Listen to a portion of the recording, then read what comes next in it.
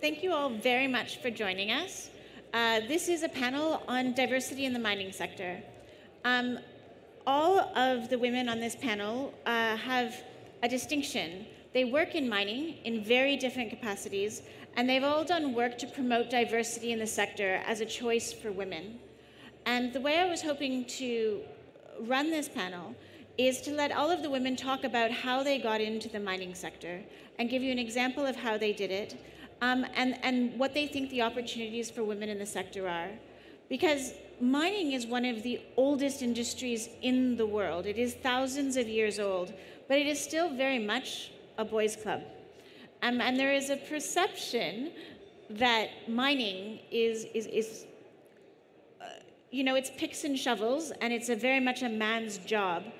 And there's a lot of misunderstandings, both by the industry and the general public, but also about women, about the roles in which women can participate in the sector and the incredible variety of roles women can do.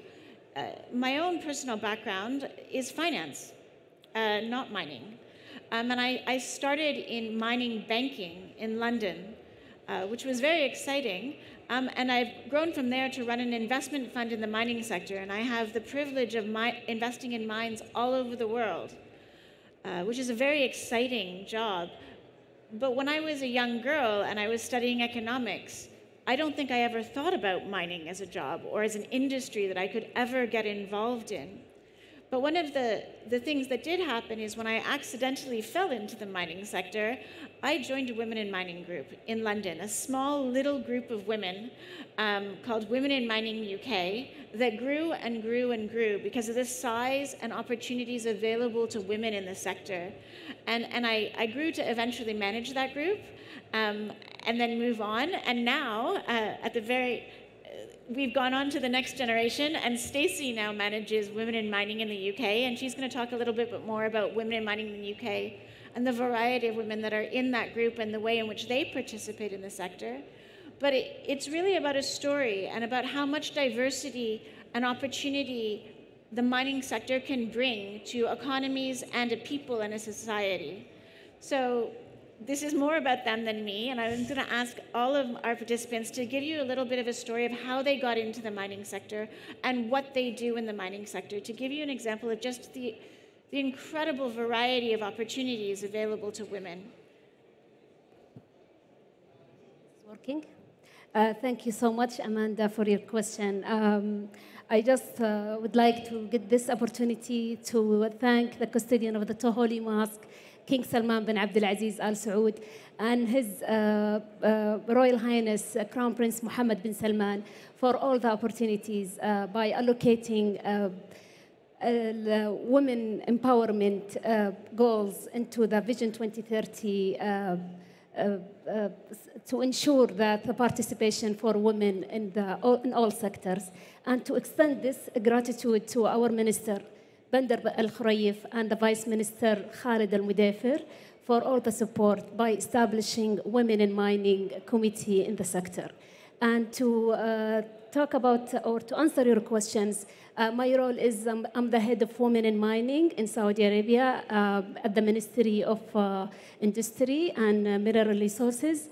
The ministry or the committee was established February 2022, was actually inspired by the last panel last year. And this committee was established to explore all the opportunities for women in the mining sectors and also to study the challenges that face women in the private sectors and to make sure that there is awareness on the mining sector for how to understand the needs for women that work in that sector. Thank you very much. Great.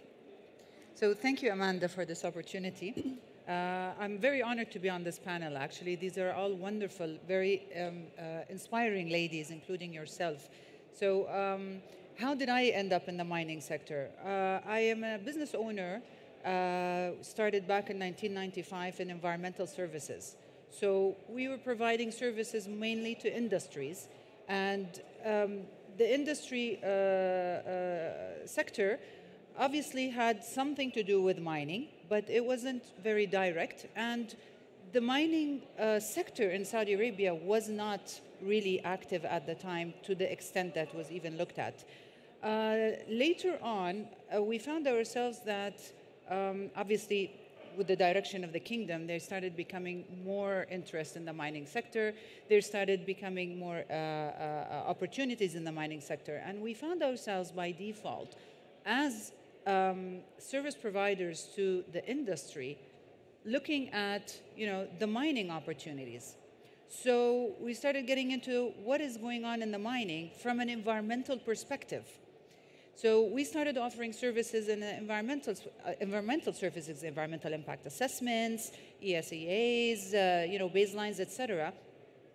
And then obviously the sustainability and circular economy came up. So we started another company called Circular Economy Company, and where we're providing to the mining sector as well as other sectors, plenty other sectors, the sustainability and circular economy strategies and implementation plans. So it was not a beginning into the mining sector. It never started that way. But you find yourself, the service that we were providing is at so. Actually, in the audience here, I have two of our most amazing female ladies that are part of our circular economy company, and they have not been their directive was not mining. But today they are here, they are working on mining projects. One of them is doing the studies and implementations for mining. The other one, Riham, and here engineer Riham, and Haneen, she's researching, she's a researcher in the mining, which has never been the direction that they started with.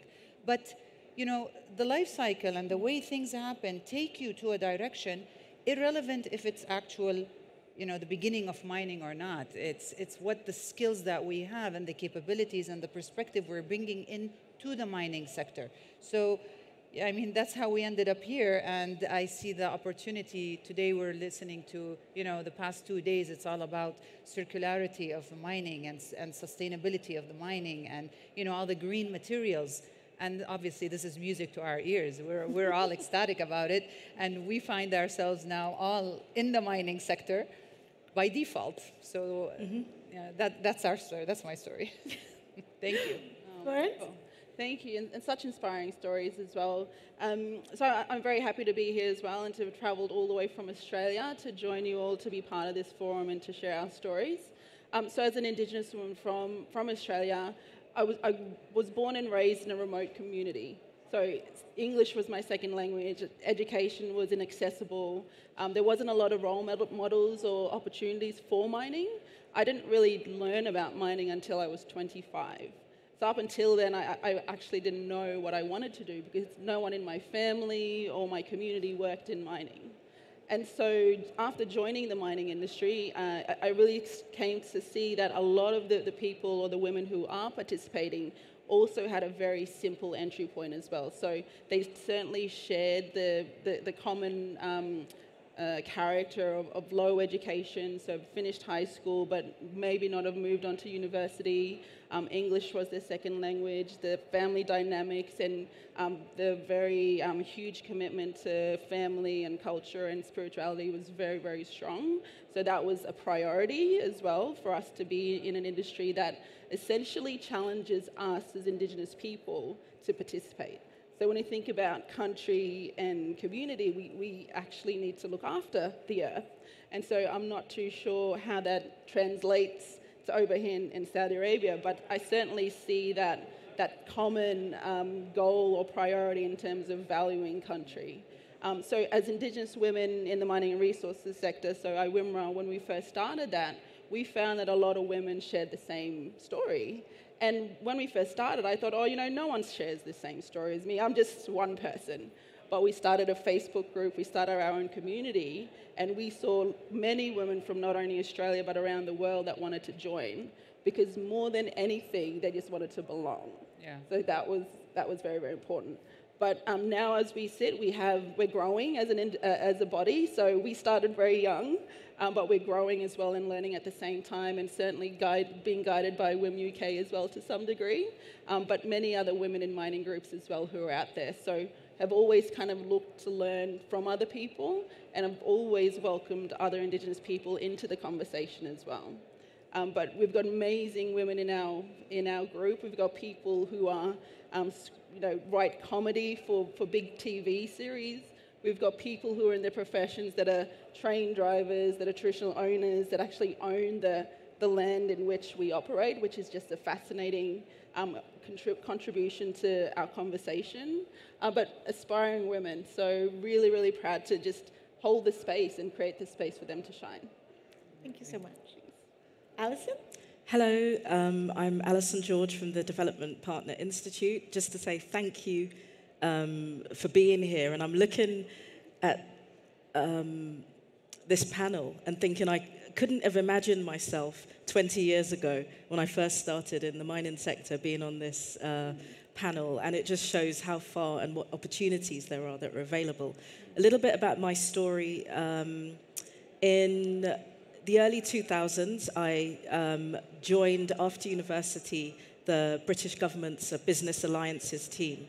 And when I landed there, I didn't know that I was working in the mining sector. So we had worked to create something which is called the Extractive Industries Transparency Initiative, EITI. It's now a global standard which looks at the financial flows, what do companies pay governments and governments receive, and reconciling that data. So that's how I landed in the mining sector. And it also was my first degree is in law. And I've got a master's in political science. So I think of myself as a social scientist, but with a legal background. And that's how I entered into the mining sector. And then working for a bilateral like DFID, that meant that we were looking at the politics of mining, as well as financial flows, and that was my entry. I then went on to work with the World Bank, and that you talked about skill sets. The skill sets there were around policy development, looking at fiscal regimes, laws and regulations, as well as using my social scientist skills to be able to understand what we should be developing in terms of projects long term. So those are the skills that I brought, as well as project management skills. I found myself being the only one usually of African descent, and also being the only, gender-wise, only female in the room. People would ask me, and I'd be nervous by that question, you're in mining, are you a geologist? And I think, no, I'm not a geologist. Are you an engineer? No, I'm not an engineer. So there were these two buckets that I had to be in to be considered as an expert in mining. But what I could do was manage teams of geologists and engineers and ask questions to get them to get their work done at a certain time. Then I went on to work for, as I've mentioned, the World Bank, Tony Blair Institute, but then I started working more closely with governments, and my most recent stint was with the government of Rwanda before I joined the Development Partner Institute. And that really was a real learning curve, because women there represent 60% of the, it's in the constitution that there's these targets that they hit. And you have women on construction sites, manufacturing and artisanal mining, all across the board, providing services, and a real learning curve to what's possible. And from my perspective, where I was coming from at the global level, you think about women in mining, and you think about decision-making, leadership positions, different types of industries, but there's this whole other texture that's going on. And Rwanda was a great learning curve for that. And very formidable, strong, capable women. So that gave me, coming from the UK, a lot of, a great lens into the world of the other, if I can put it that way. And so I feel that my route wasn't traditional. There were times where I didn't fit into the bucket of geologist or engineer, but I had something to contribute. I can get a project done, I can meet the deadline and make it so that it's long-term, and consider all the players, the multi-stakeholder arrangements that you need to get things off the ground. So that's my experience, and I feel that when we think about the contribution of women, I think about it going alongside complementing the contribution of men. I gave birth to twins, a boy and a girl, and I love that duality. So I do see this as a very fruitful sector, a sector that's willing to learn and to bring in all sorts of people from different angles. Thank you. Thank you so much. Stacey? So if you, with a legal background and being a social scientist, don't fit the bucket, then I think an anthropologist is probably really at the other end. So my background is as an anthropologist. It's as someone who goes into cultures and societies and really understand and use that information to help paint this picture, this narrative of how do we engage with the other. And I lived in the Amazon for 2 years. That's where I did my field work. And I worked with an indigenous community that had mining camps around them. And they were very much against mining, but very much pro-mining at the same time. Pro-mining if it's us, against mining if it's the other. And I left my field site thinking, oh, I'm pro-mining indigenous, I'm against mining other, whether it's big industry, whether it's small-scale miners, and that was my mindset.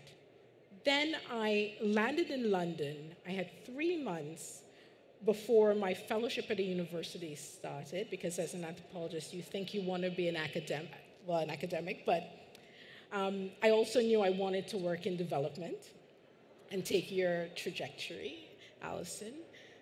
But I took a temp job, because in London you need to make money, right? At the end of the day, you have to think everyone needs to make money, but responsibly. And I landed in a mining company. It was a startup. They were looking at assets in Colombia and Chile. And I remembered going into the office, and I called my old PhD supervisor, and I said, I can't believe I'm in a mining company. I need to get out of here. I can't believe I'm doing this. I'm working against the people with whom I work. And he said, no, brilliant. We don't have enough anthropologists in mining. And if you think about making change and having an impact, then you, a woman, and then he goes, a black woman. He's very white British, and his accent is very, very posh. So I can't do it, but imagine that accent. And he said, black, you're from Guyana. No one has ever even heard of that country.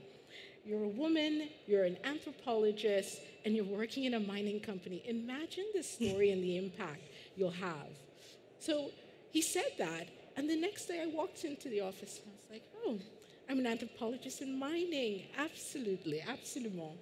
How do I now take what I do? How do I take my advocacy around indigenous communities, around women, and really make that a part of my journey within the mining sector? So that's how I entered mining, whether it was a gift from the gods or just the fact that I needed to make money. Either way, it was very interesting to have fallen into that route. I stayed there for 1 year because my ultimate goal was to work with communities. It was to work in development, which I do now. But now I work in an area where I'm contributing to mining, working with the private sector, working with communities, and working with the multilaterals and the governments in order to co-create and co-design. As an anthropologist, that's the language we use. It's all about participatory work. It's about working with communities. It's about talking to them, listening to them, and building that rapport really quickly, and trying to take that understanding and build something that doesn't exist. Because if it existed, then we wouldn't have all of these fractures. So the contribution, the second part of your question, Amanda, in terms of the contribution that me personally and women in general have is, yes, there's a diversity of thought, but when we're co-creating for communities, for governments, we need to ensure that the risks are mitigated, and the only way in which to do that is by having all of the different risks presented, and that's through the different voices. So thank you for the question, Amanda, and I just want to say that from all of the stories that we've said, it sounds like mining is it's all about this environment, and it's a convergence of where we are and the jurisdictions and the countries in which we work. And I think that also is testament to the fact that the countries, whether it's Saudi Arabia, whether it's Australia, Rwanda, or Guyana, mining there, it's present, and we're present. So it's lovely that we have a presence in it. Absolutely. Amazing. Thanks so much, Stacey. As you've heard, there's an incredible journey that most women in the mining sector have been on. And as we go into the next generation, as the Saudi government has seen, as the Saudi people have seen, we're on the cusp of major change in the world, and mining is more important than ever. The global energy transition, which Saudi Arabia has made an incredible commitment to, is going to be dependent on more metals and more mining than we have ever mined before in the history of mankind. And while that's a great challenge, it's also an incredible opportunity. And it's a sector that is growing, and it is becoming more and more important and more in the world eye as a sector. What I would like to discuss here, because it's the topic of the panel, is how women can contribute to it. What are the opportunities for women in this growing sector? And we are women in... Yeah, I agree. There's an incredible group of women on that stage, actually. Synchronicity. Women in the UK and in the world, women represent less than 20% of all the leadership positions in major global mining companies. And when it comes to actually working for mining companies, in different countries they have less participation, but they always have an incredible impact. My personal story is I work in the finance of investing in companies that work in mining. And what I've seen is that companies that have women in their leadership positions outperform companies that don't. Diversity absolutely leads to profitability and a better social license to operate. The women at every stage, all the way from the board to the management to women working, driving trucks. And what I would like to pose to the panel, given that they all work in very different sectors of the mining industry, and that there is this great opportunity of an industry that's growing so quickly with so much recognition in the world, what do you think in your area are the opportunities for women in the sector? What are the exciting opportunities for women in Saudi Arabia to get involved in mining, do you think?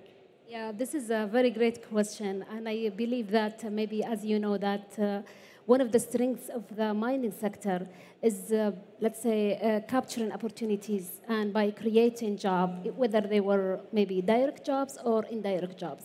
And but we still have a milestone to go, especially for women, due to the, let's say, the special characteristic of the mining sector. So what we know about the mining sector, we know that it's a very, it's always been in remote areas. It's the hardship working in the mining sector. It's very difficult for women to join. However, the shift from today, from the physical work and to the, let's say, the technology and the digital transformation today, it will help a lot to introduce women and to have great opportunities for women to enter this sector, starting from jobs, let's say support jobs, either whether in legal, accounting, finance, or sustainability, or GIS, digital solution, digital innovations. All of these jobs could be a great opportunities for women today to enter. And then also another opportunities for women, we need to have women leaders in the mining sectors. Thank you. Having leader in any sector. Yes. So having women leaders in the mining sector, it will help. It will help for the, let's say, the decision making. It will help for creating policies that will help to prepare the environment, making the workplace a right place for the women. So I believe starting from these two, let's say, support functions and also the leadership position, it will be a great opportunities for women in the mining sector today in Saudi Arabia. Sounds excellent. Amazing, yeah. I mean, 10 times, absolutely. Leadership is important. I think that women is what's requested from the women today in any sector, mining including, is taking a step up. And I would give a shout out to all the young ladies and women of Saudi Arabia and the world, basically, to step up.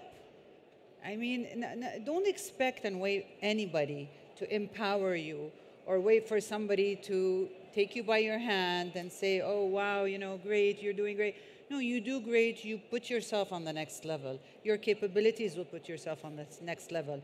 And I say that towards young ladies and women, but I also say that to young men. I mean, it goes both ways. So we are on a panel of women, but I'm kind of more of, you know, it's the capabilities and it's your skills and it's your leadership. It's not about your gender. So if women find themselves held back because of, oh, I'm a woman, I'm a lady, oh, I'm looked at, I don't know what, you need to adjust your own mindset and, you know, get your, yes, we are women and we're proud of it. And we have a lot of qualities men don't have. So, but then men also have their own also specialities and qualities that women don't have. We complete each other. But the mindset is very important. And I wish for everybody to adjust their mindset, whether it's men or women. Today, by the way, men are starting to say, you guys, this women empowerment thing, we're losing our jobs. We're not in the, we don't have seats anymore. We're hearing this today here in Saudi Arabia specifically. I don't know the rest of the world, but in Saudi, with all this empowerment, we're hearing this all the time.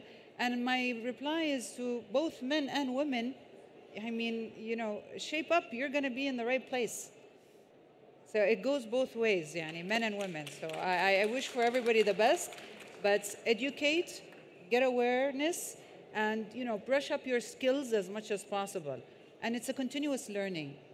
The minute man or woman decide that I know it all, it's the beginning of the end, or you're going to stay stagnant forever. So it's a continuous learning.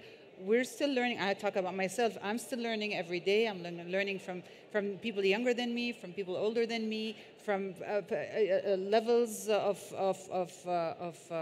in the hierarchy, for instance, you know, and you're learning from everybody. So it's the inclusion is important. The completion of each other is important, and it's the mindset. If we just remove the concept of mindset and look at of man and woman and think of it as skill sets, we will be completing each other fully. That's my 2 cents. Thank you. Definitely. Yes, so some very good points there as well. And what we've found with IWIMRA and what's been most successful is that we've created a community where we feel like we belong. So when we talk about cultural safety, that's the very first step of identity. Because if you don't know yourself, then how can you feel like you belong? Or you feel like you can actually step up and be at this board table. So identity for us is our very first, is a fundamental thing that we focus on. And that starts with coming together and feeling like you actually belong there. One of the most successful activities that we've done in our network is that we went to Sydney later last year, and we brought women from across the country. So 18 women, some have been born and raised in the community, some have never been to the city before, and they're all in mining. So we brought them all to the city and we all connected. And we had never met each other before. Most of them have never met each other before, but after a couple of hours, we were like family. And so that was a true sign that what we were doing was in the right direction, because we had to first connect to know that we belonged at a forum that was a global forum.